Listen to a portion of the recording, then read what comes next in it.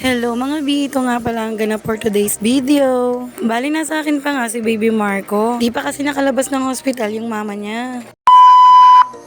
Bali pinalabas at pinaglaro ko nga muna sila dyan sa labas para hindi nga naboboring itong si Marco. Medyo nag-a-adjust nga kasi siya ng mga unang araw at pangalawang araw niya. Madalas niya nga kasi hinahanap yung mama niya at umiiyak-iyak siya palagi. Pero dahil puro bata nga itong mga kasama niya, ay okay lang naman. Medyo nababawasan nga ang pagka-boring niya. At kahit papano ay hindi na muna niya hinahanap ang mama niya. Pagka-uwi nga nila, nilagay ko nga siya dito sa harap ng tindahan para hindi nga siya iiyak. Ang kaso nga lang, hinuhulog niya nga itong mga grapon dun sa harapan ng tindahan. Bawat dumadaan tuloy ay abot ng abot. Pasalamat na nga lang at binabalik at hindi tinatangay. Mabuti na nga lang at hindi ko makalat ang mga candies sa labas. Kung nagkataon ay pag-aagawan talaga ng mga bata sa labas. Kaya hinaharang ko na lang yung kamay ko dyan. Maya-maya nga ay pinatulog ko na at pinadedi na lang ang batang yan para iwas ligalig. Kinagabihan nga ay dumating na nga si Papa Jonathan. Tamang-tama nga at meron na akong katuwang sa pag-aalaga. Wow! At eto nga ang ganap nila nung nasa labas na sila kasama si Baby Yona. Pawis na pawis nga sila dahil takbo nga sila ng takbo. Hay, pagpasensya nyo na nga pala itong voiceover ko dahil biglaan nga umulan ngayon habang nagvo-voiceover ako. Ang hirap talaga mag-VO lalo na kapag may kalaban kang mga ingay. Kinabukasan na nga pala yan para mamili kami ng mga paninda sa Evergotesco. Sinama na nga namin si Baby Marco at si Baby Yona. Di rin kasi kami magiging kampante kung puro bata ang may iiwan kay Kuya Leon. Dahil nga hindi niya kakayanin kung 3 bata pa ang iiwan namin sa kanya kasama si Kuya Nathaniel. Medyo may pagkapilyo pa naman si Kuya Nathaniel. Kaya madalas nag-aaway silang magkuya. At nakarating na nga kami ng Evergotesco. Si Papa Jonathan na nga may karga kay Baby Marco. Papa Jonathan nga ay papatawag namin kay Marco para kay Jonathan. At Mama Kat naman para sa akin. Ganun nga kasi magiging tawag niya sa mga tito at tita niya. At yun nga ang gusto ng kapatid ko. Para nga ma-feel ni Marco na hindi rin kami iba sa kanya.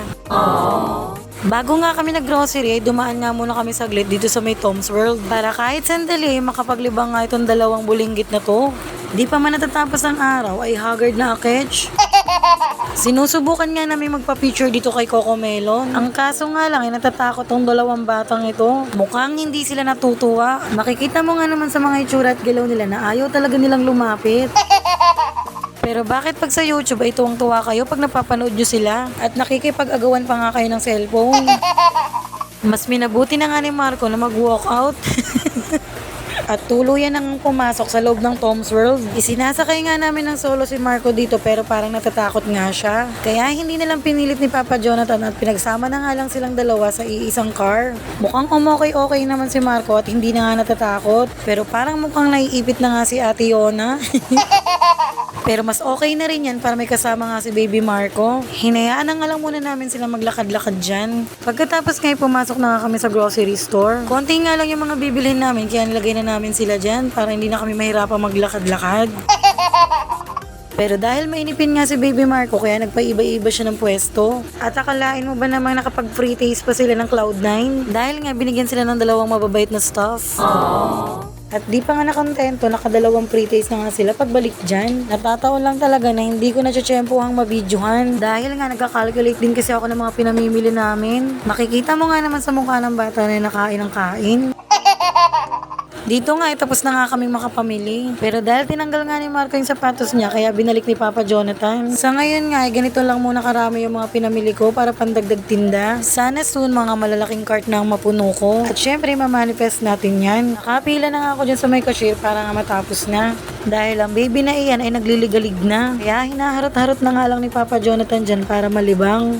At dito na ngayon naghihintay na nga kami na masasakyan pa uwi. So, paano hanggang dito na lang. Bye mga B. Thanks for watching. Sa susunod ulit. Bye!